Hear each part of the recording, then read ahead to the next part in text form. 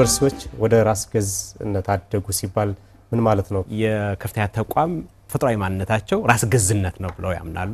ወደ ራስ ገዝነት በማደጋቸው ምንድነው የሚያገኙት ጥቅም? በነፃ አእምሮ ሲሰራ ነው ችግር ፈቺ የሆነ ምርምር ሊተገበር የሚችለው ፈጠራ ሊበረታታ የሚችለው። አሁን ላይ ባህር ዳር ዩኒቨርሲቲ ወደ ራስ ገዝነት ለማደግ በሚያደርገው ሂደት የተሟላ ቅድመ ዝግጅት በማድረግ ረገድ ምን ስራዎችን እያከናወነ ነው ያለው? በአዋጅ የአዲስ አበባ ዩኒቨርሲቲን እንዳገኘበት መንገድ ሌሎች ዩኒቨርሲቲው ያገኛሉ ተብሎ አይጠበቅም። ራሳችን ያለንበት ደረጃ ለራስ ገዝነት ያበቃል። ተሞክሮቹን ወስዳቸዋል ብዬ አስባለሁ። የፈረንሳይ ኤክስፒሪየንስ በተለይ በእኛ ጥናት ብንዋሰው ብንማርበት የሚያስገድኑ አግኝተነዋል። በተለመደ አይነት አሰራር ውጤታማ ላይሆኑ ይችላል የሚሉ ጥርጣሬዎችም ደግሞ አሉና ያለንን የሰው ኃይል አሰልጥኖ አብቅቶ ለኦቶኖሚ አስተዋጽኦ በሚያደርግበት ረገድ ለመምራት ብዙ ይቸግረናል ብለን አናስብም። የሀብታሞች ዩኒቨርሲቲ ይሆናል፣ የማህበረሰብ አገልግሎትንም ይጎዳል። የፐብሊኩን ልጆች ተቀብሎ የማስተማር ግዴታ ውስጥ ይቀጥላሉ። ሰላም ጤና ይስጥልን። የተከበራችሁ የአሚኮ ወቅታዊ ተከታታዮቻችን እንደምንሰነበታችሁ። አሚኮ ወቅታዊያችን ተጀምሯል። የከፍተኛ ትምህርት ተቋማት የራሳቸውን የገቢ ምንጮች ለማስፋፋትና በዓለም አቀፍ ደረጃ ተወዳዳሪ ይሆኑ ዘንድ አዋጅ ቁጥር 1294 ዝባር 2015 መታወጁ ይታወሳል። የባህር ዳር ዩኒቨርሲቲን ጨምሮ የመጀመሪያ ትውልድ የሚባሉት ዩኒቨርሲቲዎች ማለትም ጎንደር፣ ሀረማያ፣ ጅማ፣ ሐዋሳ፣ አርባ ምንጭና መቀሌ ደግሞ እንደየዝግጅታቸው በዚህ 2 ዓመት ውስጥ ራስ ገዝ የሚሆኑበት እድል እንዳለ አዋጁ አስቀምጧል። የባህር ዳር ዩኒቨርሲቲ የራስ ገዝ መሆን የሚያስችለውን ቅድመ ዝግጅት እንደጨረሰ ከሰሞኑ ይፋ አድርጓል። በዛሬው አሚኮ ወቅታዊ ዝግጅታችንም የባህር ዳር ዩኒቨርሲቲ የራስ ገዝነት ጉዞ ምን ይመስላል የሚለውንና የራስ ገዝነት ዩኒቨርሲቲ ሲነሳ የሚነሱ የግልጽነት ጥያቄዎችን እያነሳን ቆይታ እናደርጋለን። ለምናነሳቸው ሀሳቦች መረጃ ሊሰጡን የባህር ዳር ዩኒቨርሲቲ ፕሬዝዳንት ዶክተር መንገሻ አየነ እዚህ ስቱዲዮ ነው የሚገኙት። ከእሳቸው ጋር ሀሳቦችን እያነሳን ቆይታ እናደርጋለን። እናንተ ምርጫችሁን የአማራ ሚዲያ ኮርፖሬሽን እንድታደርጉ በአክብሮት እንጋብዛለን። እንግዳችን ዶክተር መንገሻ እዚህ ድረስ ተገኝተው ማብራሪያ ሊሰጡን ፈቃደኛ ስለሆኑ እጅግ እናመሰግናለን። እኔም ስለተጋበዝኩ አመሰግናለሁ። መግቢያ ላይ እንዳነሳሁት የራስ ገዝ ዩኒቨርሲቲን በተመለከተ ነው ዛሬ ትኩረታችን የሚሆነውና ዩኒቨርሲቲዎች ወደ ራስ ገዝነት አደጉ ሲባል ምን ማለት ነው ከሚለው ውይይታችን መጀመር እንችላለን። በጣም ጥሩ ነው። አይ ቲንክ የዩኒቨርሲቲ ኦቶኖሚ ወይም ራስ ገዝነትን ታሪካዊ ዳራ ብናይ በጣም መልካም ነው። ይሄ የራስ ገዝነት ሀሳብም አይ ቲንክ ሁሉም ቦታ ተመሳሳይነት ያለው አተገባበር ስለማይኖረው ትንሽ ታሪካዊ ዳራን ብናይ በጣም መልካም ይሆናል ብዬ አስባለሁ። ምክንያቱም እንግዲህ በዓለም አቀፍ ደረጃ የዩኒቨርሲቲ ራስ ገዝነትን ስናስብ ወደ ምዕራቡ ክፍለ ዓለም ስንሄድ ራስ ገዝነት ወይም ኦቶኖሚ የከፍተኛ ተቋም ተፈጥሯዊ አይደንቲቲ ነው ብለው ያምናሉ። ማንነታቸው ተፈጥሯዊ ማንነታቸው ራስ ገዝነት ነው ብለው ያምናሉ።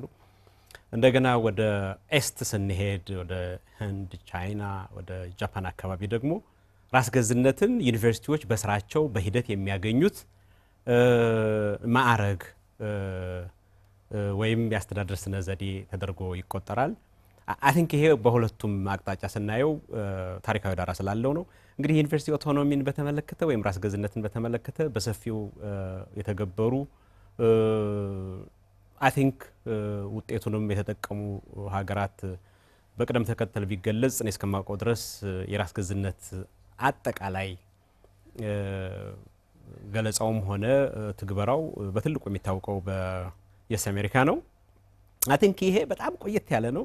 ከ1636 የመጀመሪያውን ኮሌጅ ሲያቋቁሙ ወይም ሃርቫርድ ኮሌጅን ሲያቋቁሙ ጀምሮ ራስ ገዝነትን ወይም ኦቶኖሚን አብረው ያያያዙበት ታሪካዊ ዳራ አለ።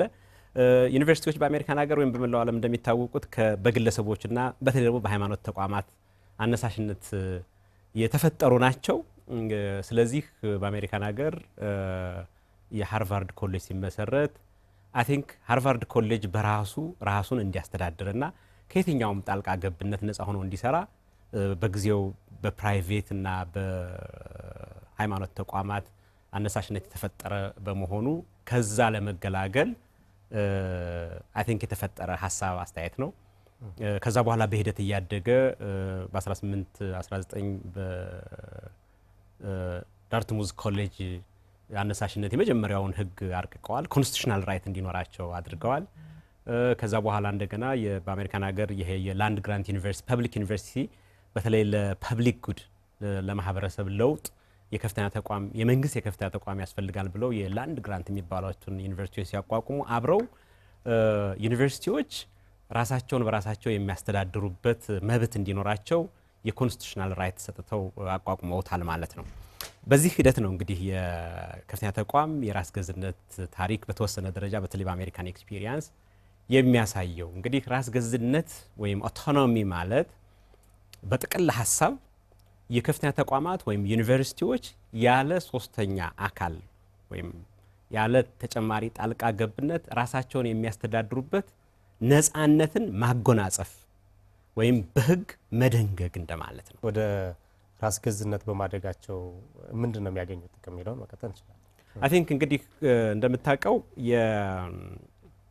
የችግር ፈቺ የሆኑ ምርምሮችንም ለመስራት ጥራት ያለው ትምህርትንም ለመስጠት ቴክኖሎጂ ፈጠራን ለማሻሻል በተለይ ምሁራኖች ነፃ መሆን አለባቸው።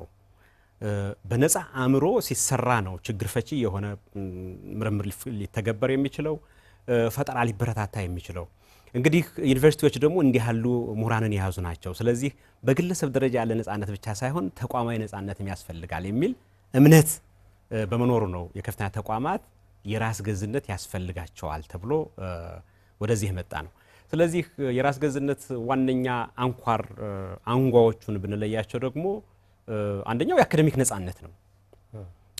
ሁለተኛው ፋይናንሻል ፍሪደም የሚባለው ነው። ሶስተኛ የገቨርናንስ ኤንድ ኤችአር የአስተዳደራዊና የኤችአር ነፃነት ያጎናጽፋል ማለት ነው። አካዳሚክ ነፃነት ስንል አይ ቲንክ ዩኒቨርሲቲዎች ገበያውን ማዕከል ያደረገ በራሳቸው ካሪክለም የመቅረጽ የመማር ማስተማር ስነ ዘዴያቸውን የመበየን ፔዳጎጂውን በራሳቸው ያለ ሌላ ጣልቃ ገብነት ወይም ያለ ትዕዛዝ የመስራት የመሳሰሉትን የሚያካትት ይሆናል ማለት ነው።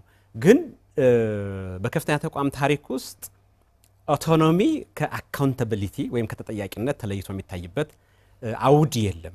በሌላ በኩል ፋይናንሻል ኦቶኖሚ ስንል አይ ቲንክ እንግዲህ የፐብሊክ ዩኒቨርሲቲዎች ከሆኑ ገንዘብ የሚያገኙት ከፐብሊኩ ነው። እንደኛ ሀገር ካየኸው ለምሳሌ ከናሽናል ትሬዠሪው ከመንግስት በፋይናንስ ሚኒስቴር ተመድቦ የሚያገኙ ናቸው። ነገር ግን የሚያገኙት ገንዘብ በጥቅል በብሎክ ግራንት የሚሰጥ ሳይሆን በዝርዝር ተመድቦ ነው የሚሰጣቸው ማለት ነው። ስለዚህ የፋይናንሻል ኦቶኖሚ ስንል አይ ቲንክ ተቋማት ከመንግስትም ሊሆን ይችላል፣ መንግስታዊ ካልሆነ ተቋማትም ሊሆን ይችላል፣ ወይም በኢንዶመንት ሊሆን ይችላል። በጥቅል ገንዘብ ያገኛሉ። በራሳቸው እቅድ መሰረት በራሳቸው ቅደም ተከተል መሰረት ገንዘቡን በሚገባ በተቋማዊ ግንባታ ላይ በመማር ማስተማር ምርምር፣ ቴክኖሎጂ ፈጠራ ላይና በአጠቃላይ በዩኒቨርሲቲው የሶስትዮሽ ሚና ላይ ያውሉታል ማለት ነው። ይሄን ነው እንግዲህ የፋይናንሻል ነፃነት የሚባለው። ስትራክቸር ይሄ የገቨርኒንግ ኦርጋናይዜሽናል ነፃነት ሲባል ደግሞ ተቋማትን በማስፋት በማጥበብ ስትራክቸሩን በመበየን ረገድ ራሳቸው ተቋማቶች ያለ ተጨማሪ ጣልቃ ገብነት የመስራት ኃላፊነት ያገኛሉ ማለት ነው። በሌላ በኩል ደግሞ የኤችአር የሂውማን ሪሶርስ ላይ ስንመጣ ደግሞ ለምሳሌ ታለንት በጣም የተሻሉ ፕሮፌሽናሎችን ለማምጣት የተሻለ ደሞዝ ሊያስፈልግ ይችል ይሆናል። ለማቆየትም የተሻለ ጥቅማ ጥቅም ማስቀመጥ ሊሆን ይችላል። አይ ቲንክ የራስ ገዝነትን መብት ካላገኘህ እንደ ሀገር በሲቪል ሰርቪስ ስለምንመራ አይ ቲንክ የተለየን ሰው በተለየ ደሞዝ አምጥቶ የመቅጠር መብት አይሰጥህም። ስለዚህ የኤችአር ነፃነቱም የሚፈልጉትን ሙያተኛ ወይም ፕሮፌሰር ወይም ሳይንቲስት በድርድር የመቅጠር መብት ይሰጣቸዋል ማለት ነው። ነገር ግን እነዚህ ሁሉ ተቋማቱ በሚያዘጋጃቸው የቅጥር መመሪያ፣ የግዥ መመሪያ በአጠቃላይ በራሳቸው በተቋማቱ ይዘጋጅ እንጂ ሕግና ስርዓትን ተከትሎ የሚሰራበት አግባብ ነው። እንግዲህ የዩኒቨርሲቲ ኦቶኖሚ ወይም የሃየር ኤጁኬሽን ኦቶኖሚ ስንል እንደ ኢትዮጵያ ለምን አስፈለገ? አሁን በኢትዮጵያ ደረጃ የከፍተኛ ተቋም ኦቶኖሚ ለምን አስፈለገ ነው። አይ ቲንክ ባለፉት 5-6 ዓመታት እንደምታውቀው የኤጁኬሽን ሮድ ማፑን ተከትሎ የከፍተኛ ተቋም ምርታዊ ለውጦችን እያካሄደ ይገኛል። ለምሳሌ ያክል ዩኒቨርሲቲዎችን መለየት አንዱ ነበረ። ምክንያቱም በኢትዮጵያ ደረጃ ሁሉም ፐብሊክ ዩኒቨርሲቲዎች ተመሳሳይ ፕሮግራሞቹን ተመሳሳይ አካሄዶችን በመከተል ሁላችንም በተለምዶ ኮምፕሬሄንሲቭ ዩኒቨርሲቲ የሚባል ስም ያለን ነበር። ነገር ግን በአጠቃላይ የዩኒቨርሲቲ ፈጠራ የዩኒቨርሲቲ መቋቋሞችን የሀገራትን ተሞክሮ ስንመለከት አይ ቲንክ በአንድ ሀገር ውስጥ የሚገኙ ዩኒቨርሲቲዎች የተለያየ አይነት ተልዕኮ ይዘው መቀጠል አለባቸው። በዚህ ምክንያት ዩኒቨርሲቲዎች ሪተርን ኦን ኢንቨስትመንት እንዲያመጡ መለየት ነበረባቸው። ስለዚህ በጥናት የምርምር ዩኒቨርሲቲዎች፣ ዩኒቨርሲቲ ኦፍ አፕላይድ ሳይንስ፣ ኮምፕሬሄንሲቭ ዩኒቨርሲቲ፣ ሳይንስና ቴክኖሎጂ ዩኒቨርሲቲዎች ብሎ ከፍተኛ ተቋም በተለይ በትምህርት ሚኒስቴር ግንባር ቀደም አመራር ሰጭነት ተለይቷል። አንዱ የትራንስፎርሜሽን አካል ይሄ ነው ማለት ነው። አይ ቲንክ ዩኒቨርሲቲዎችን መለየት ብቻውን በቂ አይደለም። ዓለም አቀፋዊ ተወዳዳሪነታቸውን ከፍ ለማድረግ የትምህርት ጥራትን ለማረጋገጥ አይ ቲንክ ገበያ መር በሆነ አግባብ ወይም ገበያውና ኢንዱስትሪው የሚፈልጉ ፕሮግራሞችን ከዓለም አቀፍ አጋሮቻቸው ጋር በነፃነት ፕሮግራም ቀርጸው እንዲሄዱ ለማድረግ ይሄ የስታፍ የስቱደንት ኤክስቼንጅ ስራዎችን በራሳቸው ሕግና መመሪያ ለመወጣት በአጠቃላይ የሶስቱን የከፍተኛ ተቋም ሚናዎች ለመወጣት ማለት ጥራት ያለው መማር ማስተማርን ለመምራት ችግር ፈቺ ምርምርና የቴክኖሎጂ ፈጠራን ለማፋጠን በማህበረሰብ ጉድኝት ማህበራዊ ለውጥ ለማረጋገጥ ዩኒቨርሲቲዎች አስተዳደራዊ ነፃነት ይፈልጋሉ ማለት ነው። በዚህ ምክንያት በሀገራችን ቅድም እንዳልከው አንተም በፓይለት ደረጃ አዲስ አበባ ዩኒቨርሲቲ በቀጥታ ይህን እድል አግኝቶ ሌሎች 8 የምርምር ዩኒቨርሲቲዎች ደግሞ ራሳቸውን ወደ ኦቶኖሚ በማቅረብ ጠይቀው የሚያገኙበት እድል ለመፍጠር የቀድሞ አዋጅ ተደንግጓል ማለት ነው። መልካም። ባህር ዳር ዩኒቨርሲቲ ከነዚህ ውስጥ አንዱ ነው። ቅድም እንዳነሱልኝ የምርምር ዩኒቨርሲቲ ተብሎ ከተለዩና በራሳቸው ዝግጅት ወደ ራስ ገዝነት ከሚያድጉት ውስጥ ነውና አሁን ላይ ባህር ዳር ዩኒቨርሲቲ ወደ ራስ ገዝነት ለማድረግ በሚያደርገው ሂደት የተሟላ ቅድመ ዝግጅት በማድረግ ረገድ ምን ስራዎችን እያከናወነ ነው ያለው? በሂደቱ በትኩረት የተሰሩ ስራዎችስ ምንድን ናቸው? አይ ቲንክ እንግዲህ ትምህርት ሚኒስቴር ያስቀመጠው አካሄድ በፓይለት ደረጃ እንደተጀመረው በአዋጅ የአዲስ አበባ ዩኒቨርሲቲን እንዳገኘበት መንገድ ሌሎች ዩኒቨርሲቲው ያገኛሉ ተብሎ አይጠበቅም። ስለዚህ እንግዲህ ቅድም እንዳልነው የፋይናንሻል ነፃነት፣ ገቢ የማመንጨት አቅም፣ የፋክልቲ ደረጃዎች ብዙ መስፈሪያዎችን አዘጋጅቷል፣ ክራይቴሪያዎች ተቀምጠዋል ማለት ነው። የመጀመሪያው ጉዳይ አይ ቲንክ ወደ ኦቶኖሚ ጥያቄው ስለመግባት ከፍተኛ ተቋማቶች የራሳቸውን ሰልፍ አሰስመንት ያካሂዳሉ ማለት ነው። ስለዚህ ባህር ዳር ዩኒቨርሲቲ ደግሞ እንግዲህ ከተቀመጡት መጠነኛ ክራይቴሪያዎች ገና ጸድቆ የቀረበ አይደለም። የመጀመሪያ ተግባር ያደረግነው ሰልፍ አሰስመንት ማካሄድ ነው። አይ ቲንክ በዓለም አቀፍ ደረጃ ወደ ቅድም እንዳልኩ ወደ ምዕራቡ ስንሄድ መንግስት ለከፍተኛ ተቋም የሚመድበው በጀት እየቀነሰ ዩኒቨርሲቲዎች ግን በራሳቸው እያመነጩ በኢንዶመንት ወይም የናሽናል ፈንዲንግ ኦርጋናይዜሽኖች ጋር በመስራት ሀብት ያመጣሉ። በዛ ሀብት ራሳቸውን ያስተዳድራሉ። ወደ ምስራቅ እኛን ሀገር ጨምሮ ወደ ምስራቅ በሄድን ቁጥር ደግሞ ብቸኛ የበጀት ምንጭ የመንግስት አካል ሆኖ እናገኘዋለን፣ ወይም መንግስት የፌዴራል መንግስቱ ይሆናል ማለት። በእኛም ሀገር ኮንዲሽን አብዛኞቹ ፐብሊክ ዩኒቨርሲቲ በመሆናቸው በጀት የምናገኘው በቀጥታ ከመንግስት ነው ማለት ነው። ነገር ግን በምርምር ፕሮጀክት አሁን ደግሞ በተለይ ከኢንዶመንት መጠነኛ ብዙ የተለመደ አይደለም በእኛ ሀገር ኮንቴክስት።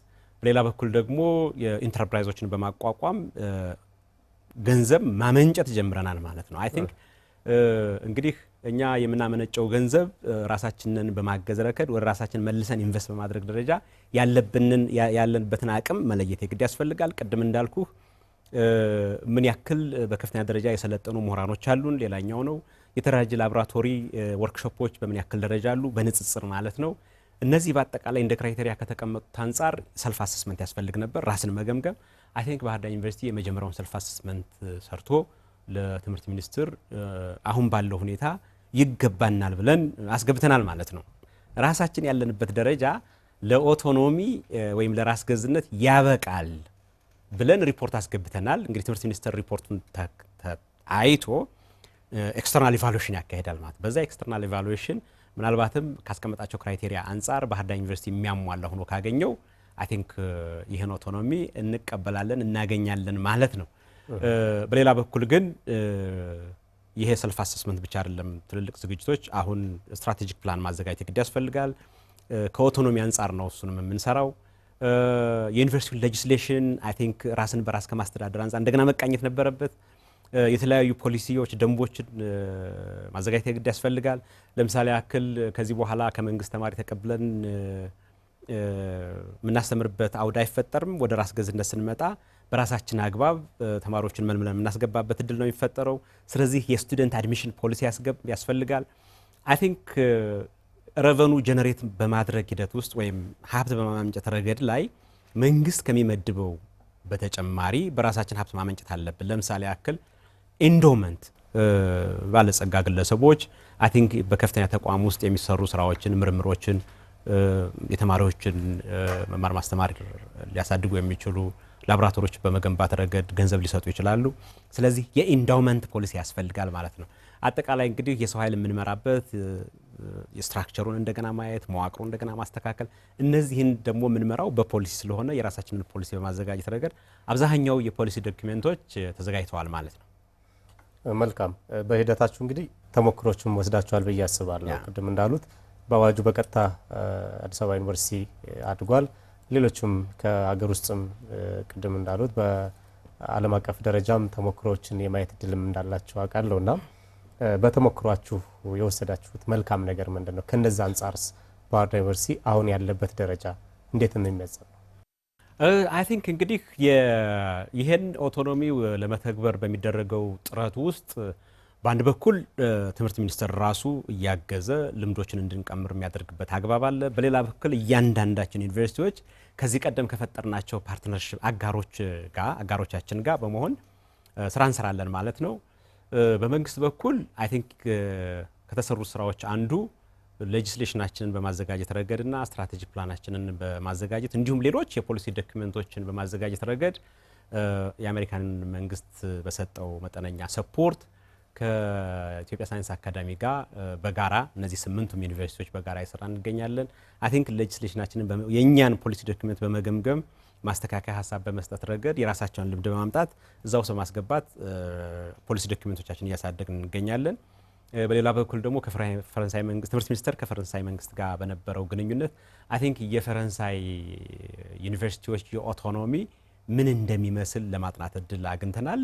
በዚህ ጥናት ላይ በተለይ አክቲቭ ተሳታፊ ነበርኩኝ። ሪፖርቱን በማዘጋጀት አይ ቲንክ በተወሰነ ደረጃ ቅድም እንዳልኩ ወደ ዌስቱ ስንሄድ የዩኒቨርሲቲ ኦቶኖሚ ዩኒቨርሲቲዎችን ከመንግስት በጣም ያርቃቸዋል። ወደ አውሮፓ፣ መካከለኛው አውሮፓና ወደ ኤዥያ ስንሄድ ደግሞ የራስ ገዝነታቸውን አግኝተው ግን ከመንግስት የሚያገኙትን እገዛ እና በተለይ በጀት አይነፍጋቸውም ማለት ነው። ስለዚህ የፈረንሳይ ኤክስፒሪየንስ በተለይ በእኛ ጥናት ለኢትዮጵያ የዩኒቨርሲቲ ኦቶኖሚ ጉዞ ብንዋሰው ብንማርበት ወደኛ ኮንቴክስት በተወሰነ ደረጃ ብናስተካክለው የሚያስገድኑ አግኝተነዋል። ምክንያቱም ምዕራባውያን ስል የእንግሊዝና የአሜሪካን ማለቴ ነው። የነሱ የኦቶኖሚ አይነት በአንድ በኩል ሀብት የሚያመነጩበትን ባህል ገንብተው የጨረሱ ሀገራቶች ናቸው እነዚህ ሀገሮች። ለምሳሌ ማህበረሰቡ፣ ባለሀብቱ፣ ኢንዱስትሪው ለከፍተኛ ተቋማት በእምነት ገንዘብ የሚሰጥበት እድል ተፈጥሯል። ትልልቅ ፈንዲንግ ኦርጋናይዜሽኖች በሀገር ደረጃ ተገንብተዋል። ኦሪጂናል ስቴቶቹ ከፌዴራል መንግስቱ ባለፈ ስቴቶቹ ዩኒቨርሲቲዎችን የሚደግፉበት ካልቸር ተፈጥሯል፣ ባህል ተፈጥሯል። ስለዚህ የፌዴራል መንግስቱ በቀጥታ በጀት ባይመድብላቸውም በተለያየ መንገድ ገንዘብ የሚያመነጩበት አግባብ ከፍ ያለ ነው። ትልልቅ የቴክኖሎጂ ውጤቶች ላይም ስለሚሰሩ ኢንዱስትሪዎችንም ስለሚያማክሩ ምሁራኖቻቸውም ሀብት የማመንጨት አቅማቸው ከፍ ያለ ነው። ስለዚህ ያንን ካልቸር ወደ ኢትዮጵያ ማምጣትና በኢትዮጵያ ደረጃ መተግበር አይ ቲንክ ባልተፈጠረ ካልቸር ላይ በጣም ያደገ የበለጸገ አሰራር ማንበር ይሆናልና አይ ቲንክ ለከፍተኛ ተቋማት መከራ ሊሆን ይችላል የሚል እምነት አለኝ። ይሄ ብዙ ውጤት ያመጣል የሚል እምነትም የለኝም ከምርምር አንጻር። የፈረንሳይን ስናየው በተለይ የፈረንሳይ ዩኒቨርሲቲዎች አብዛኛውን በጀታቸውን የሚያገኙት ከመንግስት ነው። ነገር ግን በብሎክ ግራንት ነው ገንዘባቸውን የሚያገኙት ማለት ነው። ስለዚህ ከ10 እስከ 30% ዩኒቨርሲቲዎች በራሳቸው ሪሶርስ ፋይናንስ ያመነጫሉ። ቀሪውን ደግሞ መንግስት ሰፖርት ያደርጋል። በሂደት የዩኒቨርሲቲዎቹን ነጻነት ግን ያረጋግጣል ማለት ነው። አይ ቲንክ ይሄ ይቆማል ማለት አይደለም። በሂደት ተቋማቶች እያደጉ በሄዱ ቁጥር ተጨማሪ ሀብት የማመንጨት አቅማቸው ከፍ ሲል ከመንግስት የሚያገኙት በጀት ደግሞ እየቀነሰ ይሄዳል ማለት ነው። ነገር ግን የፐብሊክ ዩኒቨርሲቲ ሆኖ ከመንግስት የሚያገኘውን በጀት ያጣል ማለት ፈጽሞ ሊሆን የማይችል አሰራር ይመስለኛል። መልካም። የባህር ዳር ዩኒቨርሲቲ እንግዲህ ወደ ራስ ገዝነት አድጎ ወደ ተግባር ከገባ ከዚህ በፊት የሚያከናውናቸው የምርምር ዩኒቨርሲቲ ነው እንደምናውቀው። ሌሎችም የመማር ማስተማር ሂደቱ አለ፣ በቴክኖሎጂ ጋር ያለው ግንኙነት አለ፣ በዋናነት ደግሞ በማህበረሰብ አገልግሎት ይታወቃልና እነዚህን ተግባራት አጠናክሮ ለመቀጠል በሚያደርገው ሂደትስ ምን እድሎችን ይዞለት ይመጣል? አይ ቲንክ ቅድም እንዳልኩ እንግዲህ እኛ የፐብሊክ ዩኒቨርሲቲዎች ነን። ፐብሊክ ዩኒቨርሲቲዎች ስንሆን አብዛኛውን በጀታችንን የምናገኘው ከመንግስት ነው። ስለዚህ ይህን በጀት ለመማር ማስተማር፣ ለምርምርና ማህበረሰብ ኢንጌጅመንት እና ማህበረሰባዊ ለውጥን በማረጋገጥ ረገድ ዋነኛ ተልኳችን ነው ማለት ነው። ስለዚህ አውቶኖሚው የሚያጎናጽፈን ተጨማሪ ሀብት አመንጭተን እነዚህን ተግባራቶች በበለጠ ብቃት በበለጠ ጥራት እንድንፈጽማቸው ዋነኛ የመፍትሄ አካል ወይም ተጨማሪ እድል ይዞ ይመጣል ማለት ነው። በሌላ በኩል ደግሞ እንግዲህ ከፍተኛ ተቋማት እውቀት ነው ያላቸው። ስለዚህ እውቀታቸውን ለአካባቢያቸውም ሆነ በሀገርም በቀጠናም በዓለም አቀፍ ደረጃ እውቀታቸውን በመሸጥ ሀብት ጀነሬት የሚያደርጉበት እድል ይፈጠራል ማለት ነው። ስለዚህ በዛ መንገድ የመማር ማስተማር ጥራታችንን ማሳደግ የምንችልበት እድል ይፈጠራል። የምንሰራቸው ምርምሮች በተለይ ችግር ፈቺ ይሆናሉ። እንደ ምርምር ዩኒቨርሲቲም በእርግጥ ቤዚክ ሪሰርቾችን በመስራት ደግሞ አሁን ካለው እውቀት የበለጠ በመግፋት አዳዲስ እውቀቶችን ማመንጨትም ሌላ ተግባር ይሆናል። ከማህበረሰቡ ጋር በመተባበርም ዩኒቨርሲቲውና ማህበረሰቡ ዩኒቨርሲቲውና መንግስት በመተባበር በተለዩ ጉዳዮች ላይ በጋራ በመስራት አይ ቲንክ በአጠቃላይ ማህበራዊ ለውጥ በማድረግ በማምጣት ረገድ የራሳችንን ሚና እንድንጫወት አይ ቲንክ ይሄ የራስ ገዝነት አዋጅ ይጠቅማል ብዬ ነው የማስበው። ከሁሉም በላይ ግን በራሳችን ህግና መመሪያ ስለምንመራ በእርግጥ ከፍተኛ ተጠያቂነት ያለበት አሰራር ነው። በተለይ ጥሩ የሚሰሩ ምሁራኖችን በማበረታታት ጥሩ የማህበረሰብ ፕሮጀክቶችን ያመጣውን የበለጠ በመሸለም ሊሰጠው ልናገኘው የምንችለው እድል በጣም ከፍ ያለ ነው። ምክንያቱም አሁን አንድን ሰው በተለየ ደሞዝ በተለየ የማበረታቻ መንገድ የምሰጥበት አግባብ የለም። በአጠቃላይ እንደ ሲቪል ሰርቪስ ሰራተኛ በአንድ መመሪያና አዋጅ ነው የምንመራውና ያ መመሪያ አዋጅ ይሄን ይከለክላል። ስለዚህ አውቶኖሚው እንዲህ ያሉ ችግሮችን በመፍታት አይ ቲንክ የሚጠበቅብን አስተዋጽኦ እንድናበረክት ከፍተኛ እድል ይሰጣል ብዬ አምናለሁ። መልካም። የትምህርት ጥራትን በማረጋገጥ ከሀገሪቱ አቅምና ገበያውን መሰረት ያደረገ የሰው ሀብት ለማንቀሳቀስም እንደሚጠቅም እያነሱልኝ ነው ያሉት እና በሌላ በኩል ደግሞ ዩኒቨርሲቲዎች ከዚህ በፊት ያላቸው የሰው ኃይል አለ። ያን የሰው ኃይል ይዘው በተለመደ አይነት አሰራር እና አካሄዳቸው ውጤታማ ላይሆኑ ይችላል የሚሉ ጥርጣሬዎችም ደግሞ አሉና ባህር ዳር ዩኒቨርሲቲ በርካታ የሰው ኃይል እንዳለው እናውቃለን በተለያዩ ቅርንጫፎችም እና ይህን የሰው ኃይል ይዛችሁ ያሰባችሁትንም አላማ ለማሳካት በምታደርጉት ሂደት እንዴት ነው አጣጥማችሁ ለመሄድ ያቀዳችሁት? አይ ቲንክ ይሄ በጣም ጥሩ ጥያቄ ነው። አውቶኖሚ አብሮ ይዞት የሚመጣው አንዱ ዋነኛ ጉዳይ ተወዳዳሪነትን ነው። ከመንግስት የምናገኘውን በጀት ብሎክ ግራንት ይሁን እንጂ በአፈጻጸም ላይ በተለይ በኪ ፐርፎርማንስ ኢንዲኬተሮች ላይ መሰረት ያደረገ ነው የሚሆነው። ስለዚህ ተጨማሪ በጀት ለማግኘት የተለየ ስራ መስራትን ሁሉ ይጠይቃል ማለት ነው። የተለየ ስራ ለመስራት ደግሞ የተለየ የሰው ኃይል አደረጃጀት የግድ ያስፈልጋል ማለት ነው። ስለዚህ እንደ ባህር ዳር ዩኒቨርሲቲ በአካዳሚክም ሆነ በአስተዳደር ዘርፉ ያለውን ሰራተኛ ወደ አውቶኖሚ በምንሸጋገርበት ጊዜ የማብቃት ስራ አንዱ ተግባር ይሆናል ማለት ነው። በተለይ በአካዳሚክ ዘርፉ ላይ አይ ቲንክ ቅድም እንዳልኩህ ማበረታቻው በግለሰብ አስተዋጽኦ ላይ የተመሰረተ ስለሚሆን ያነ ማበረታቻ ደግሞ አብዛኛውን የዩኒቨርሲቲው ማህበረሰብ ያነቃቃል ብለን ስለምናስብ አይ ቲንክ በጣም መልካም አጋጣሚ ይሆናል ብዬ ነው የማስበው። በሌላ በኩል ቅድም እንዳልከው በጣም ሰፊ አስተዳደር ሰራተኛ ይኖረናል። ሰፊ ፕሮግራሞች አሉን። ፕሮግራሞቹም እንግዲህ ወደ 446 አካባቢ ፕሮግራሞች አሉን። ይህን ያክል ፕሮግራም ይዘን አይ ቲንክ በጥራትና ችግር በመፍታት ረገድ ትርጉም ያለው ስራ ለመስራት ጫና ሊፈጥር ይችላል። ኮንሶሊዴት ማድረግ አለባቸው ማለት ነው። ስለዚህ ፕሮግራሞቻችን ኮንሶሊዴት ይደረጋሉ። ከፍተኛ ምሁራኖቻችን የሚበረቱበት መንገድ ይፈጠራል። አዳዲስ ምሁራኖችን የምንሰብበት የተለየ የኤችአር ሲስተም እንፈጥራለን። በአስተዳደር በኩል ደግሞ ይህን በሚመጥን ደረጃ በማሰልጠን ወደ ኦቶኖሚ ደረጃ ሊበቁ የሚችሉ ሰራተኞችን ይዘን የምንቀጥልበትን መንገድ መፍጠር ያስፈልጋል እና አይ ቲንክ ዋነኛ ጉዳያችንም ትሬኒንግ ስለሆነ ያለንን የሰው ኃይል አሰልጥኖ አብቅቶ ለኦቶኖሚ አስተዋጽኦ በሚያደርግበት ረገድ ለመምራት ብዙ ይቸግረናል ብለን አናስብም። በእርግጥ ሰፋ ያለ ፕሮግራም በመኖሩ ያንን ኮንሶሊዴት ማድረግ ማጣጣም ጊዜም ሊወስድ ይችላል። አይ ቲንክ ከኢንተረስት አንጻርም ኮንፍሊክት ኦፍ ኢንተረስትም ሊፈጥር ይችላል። ነገር ግን አይ ቲንክ ከአዲስ አበባ ዩኒቨርሲቲም በፓርትነርሺፕ እና ኮላቦሬሽን ካየናቸው ተቋማትን በመማር ይህን ውጤታማ በሆነ መልኩ ለመምራት ብዙ እንቸግራለን ብዬ አላስብም። የግልጽነት ሀሳቦች ነው እያነሳው ያለሁት እና ሌላኛው የራስ ገዝነት ሲነሳ የሚነሳው የበጀት እና የፋይናንስ ጉዳይ እንዲሁም ደግሞ በጀትን የመምራት ጉዳይም እና ተጠያቂነት ነውና ቀደም እንዳሉት ከተለያዩ ዩኒቨርሲቲዎችም ሀገራትም የወሰዳችሁ ተሞክሮ አለ።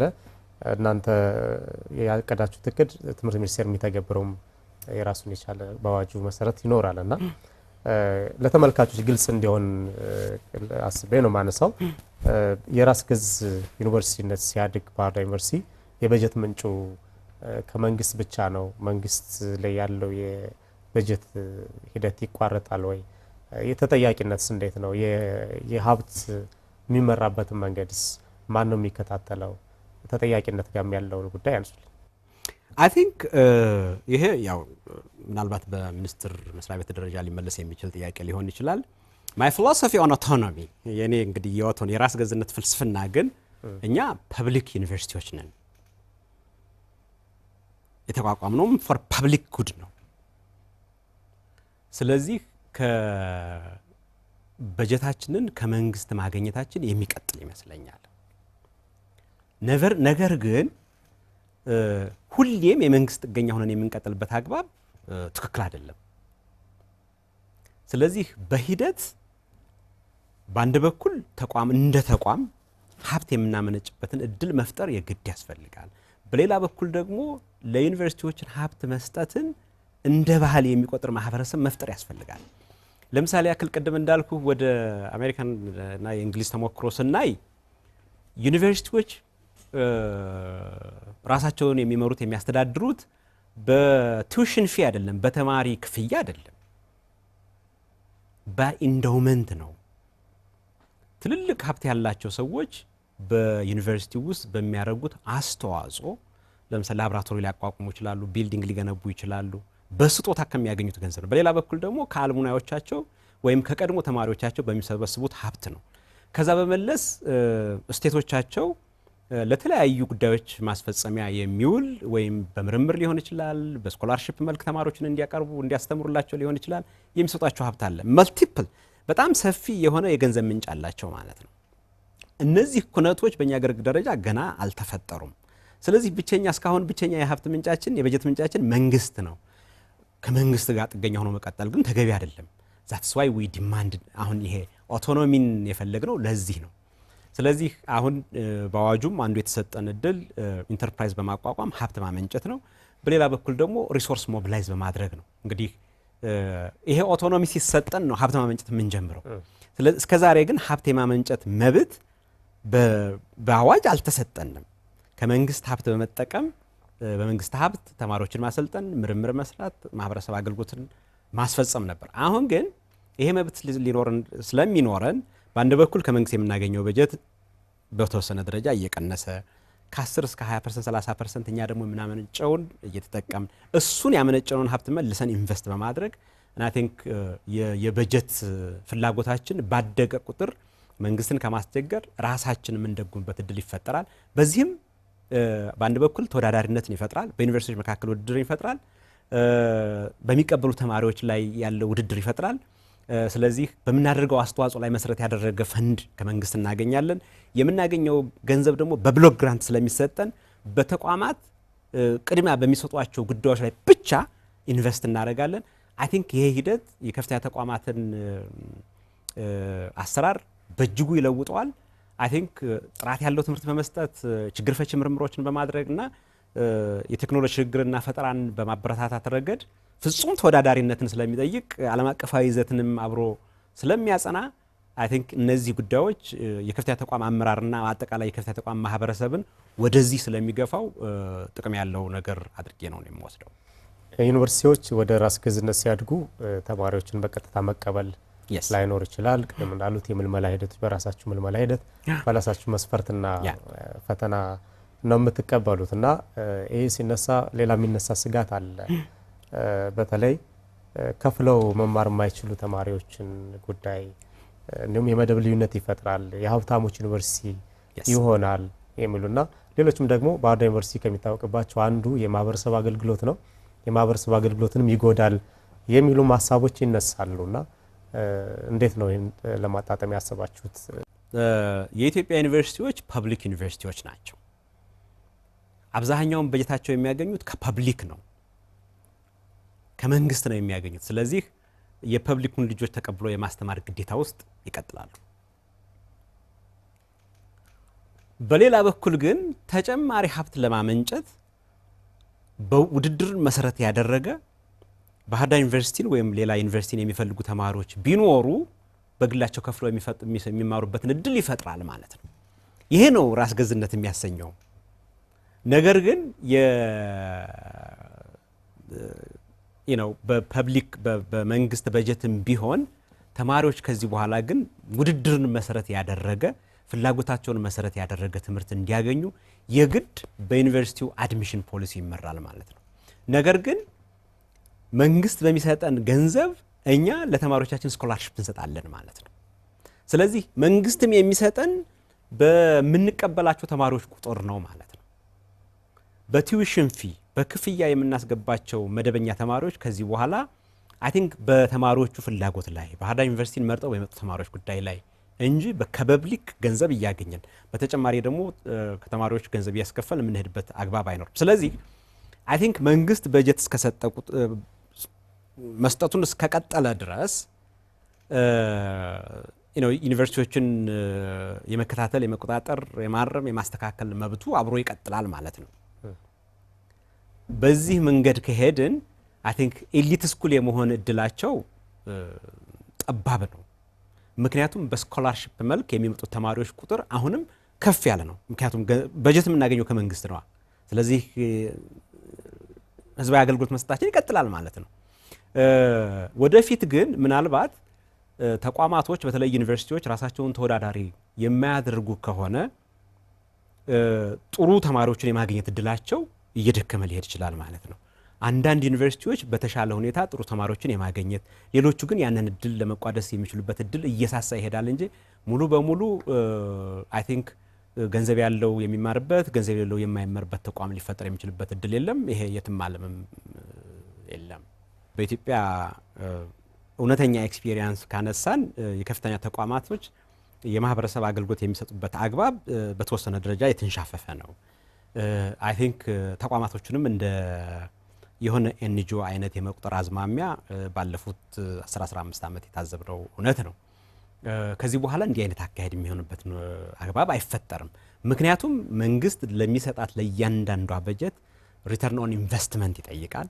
በሌላ በኩል እንዲያው የመንግስት ተቋም በመሆናችን ብቻ ለፐብሊክ ነው በሚል ሰበብ ዝም ብለን ደን ከዚህ ቀደም ሲደረግ በነበረበት አግባብ የሚሆንበት አግባብ መንገድ አይፈጠርም ማለት ነው።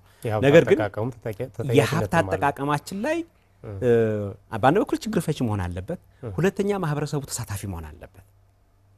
ስለዚህ እኛ እውቀታችንን በተወሰነ ላቦራቶሪና ወርክሾፖቻችንን ይዘን እንመጣለን፣ ምሁራኖቻችንን ይዘን እንመጣለን። ማህበረሰቡ ደግሞ የሚያዋጣው ነገር አለ ማለት ነው። በሁለታችን ፍጹም ተሳትፎ አይ ቲንክ የማህበረሰቡን ችግር መፍታት የምንችልበት እድል ይፈጠራል። በዚህ አግባብ ነው የማህበረሰብ አገልግሎት ሊሄድ የሚችለው። እንዲያውም አሁን ከአገልግሎት በስምም ደረጃ ጉድኝት ወደሚል ገለጻ ተሸጋግሯልና and I think አንዱ ይሄ ጉዳይ ነው። ምርምርንም በተመለከተ I think ምርምር በዘፈቀደ የምንሰራበት አግባብ ከዚህ በኋላ አይፈጠርም ማለት ነው። በአንድ በኩል ዩኒቨርሲቲው ራሱ የራሱን የምርምር ቴማቲክ ኤሪያዎች ይለያል። ይሄን ቴማቲክ ኤሪያ ሲለይ እንግዲህ ጂኦግራፊውን ያለበትን አካባቢ ያያል፣ ሪጂናል ስቴቱን ይመለከታል፣ ቀጠናውን ያያል፣ ዓለም አቀፍ ጉዳዮችን ግንዛቤ ውስጥ ባስገባ መልኩ የለየናቸው የምርምር ቴማቲክ ኤሪያዎች አሉን። እነዚህ የምርምር ቴማቲክ ኤሪያዎች ከለየን በኋላ በምናገኘው ገንዘብ እነዛን ትኩረት ያደረገ በነዛ ላይ ትኩረት ያደረገ ፕሮጀክት ፕሮፖዛሎችን በማዘጋጀት የምንሰራ ነው የሚሆነው። ፕሮጀክት ፕሮፖዛሎችንም ስንሰራ በአንድ በኩል በመንግስት ከምናገኘው በጀት በቂ ስለማይሆን ከዓለም አቀፍ አጋሮቻችን ጋር መተባበር ግድ ያስፈልጋል። ከክልላችን መንግስት ጋር መስራት ግድ ያስፈልጋል ማለት ነው። ከዚህ በኋላ በአካባቢያችን በክልላችን በሚሰሩ ፕሮጀክቶች ላይ የክልላችን መንግስት የበጀት አስተዋጽኦም አይነተኛ ጉዳይ ሆኖ ይመጣል የሚል እምነት አለኝ። ምክንያቱም የሚሰራላቸው ምርምሮች ካሉ ለዛ ምርምር የሚውል ገንዘብ አብሮ ኮንትሪቢዩት የማድረግ ወይም ፈንድ የማድረግ ኃላፊነት ይወጣሉ ማለት ነው። በተለይ በዚህ ረገድ የክልላችን ማዕድን ቢሮ በጣም ትርጉም ያለው ስራ እየሰራ ይገኛል። ለምሳሌ በክልላችን ያሉ የማዕድን የተለያዩ ሚነራል ይኖራሉባታል ተብሎ የሚገመቱ ቦታዎችን አሰስመንት በመስራት መመሪያዎችን በማዘጋጀት ረገድ ፈንድ በማሰባሰብ ከዩኒቨርሲቲዎች ጋር በመተባበር አይ ቲንክ በጣም ትርጉም ያለው ስራ እየሰራ እንገኛለን። ሌሎች ቢሮዎችም ከዚህ በኋላ ከዩኒቨርሲቲው ገንዘብና ሙያተኛ ይዘን የምንሄድበት ሳይሆን ዩኒቨርሲቲው እውቀቱን፣ ላቦራቶሪውን፣ ወርክሾፑን፣ ቢሮዎች ደግሞ ሊሰራላቸው የሚፈልጉትን አጀንዳና በጀቱን በማዋጣት በጋራ የምንሰራበት እድል ይፈጠራል። በዚህ መልኩ ነው ከዚህ በኋላ በተለይ የኦቶኖሚው የሚረጋገጥልን ከሆነ ልንሰራ የምንችልበት እድል የሚከወነው ማለት ነው። እንደው መጨረሻ ላይ ባህር ዳር ዩኒቨርሲቲ በቀጣይ ትምህርት ሚኒስቴር በሚሰጠው ፈቃድ መሰረት ወደ ራስ ገዝነት ማደጉ አይቀርምና የሚያስቀምጣቸውን በተለይ ያስቀምጣቸው ዓላማዎች እንዲሳኩ በሚደረገው ሂደት ሚና ያላቸው አካላት ምን ያደርጉ፣ ምን ሚና ይጫወቱ? በጣም የሚጀምረው ከዩኒቨርሲቲ ማህበረሰብ ይሆናል። ቅድም እንዳልኩ ሰፋ ያለ ፕሮግራሞች አሉን። እነዛም ፕሮግራሞች ኮንሶሊዴት ማድረግ ግድ ያስፈልጋል፣ ፕራዮሪቲ መስጠት ያስፈልጋል።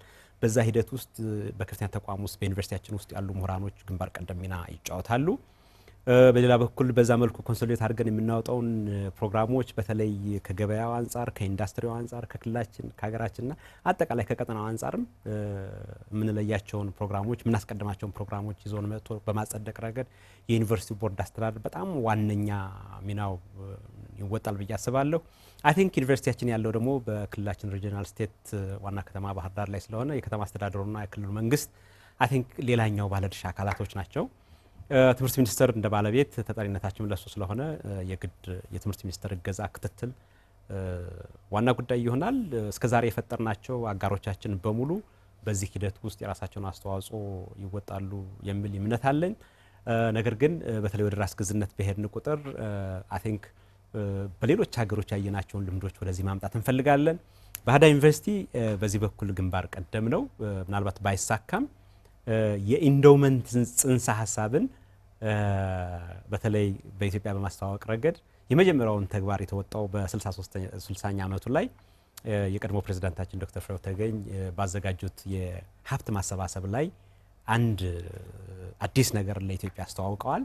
እሱ አዲስ ነገር ምንድነው? ዩኒቨርሲቲዎች ከማህበረሰቡ፣ ከባለ ሀብቱ፣ ከዓለም አቀፍ ተቋማት ሀብት እንዴት ማሰባሰብ እንዳለብን የመጀመሪያውን እርምጃ ተራምዷል። ባህር ዳር ዩኒቨርሲቲ ጥሩ የሚባል ልምምድ አድርገናል። በዚህ ረገድ ትልቅ ባለሀብቶች በተለይ ወደ ሌላ ተግባር መለወጥ የማይፈልጉትን ሀብት ለምሳሌ ያክል የዩኒቨርሲቲው ላቦራቶሪ እንዲሆን፣ የዩኒቨርሲቲው የህፃናት ሕክምና ማዕከል እንዲሆን፣ የዩኒቨርሲቲው የሴት ተማሪዎች ላይብረሪ እንዲሆን በኢንዶመንት መልክ የመስጠት ባህልን በመተግበር ረገድ ትንሽ ሙከራ አድርገናል። በተወሰነ ደረጃ ተደነቃቅፎ ቆመዋል። ነገር ግን ትልልቅ ባለሀብቶች